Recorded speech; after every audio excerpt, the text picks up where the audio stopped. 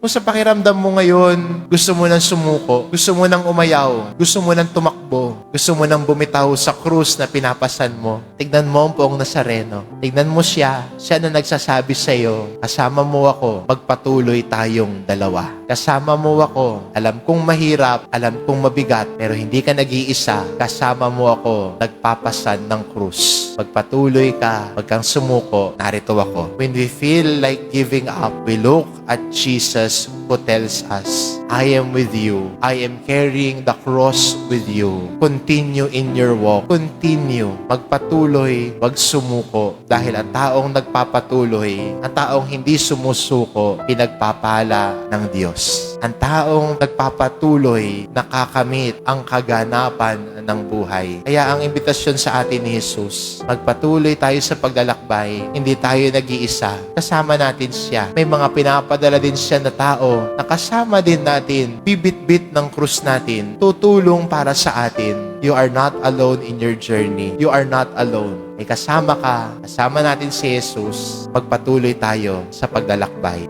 Amen.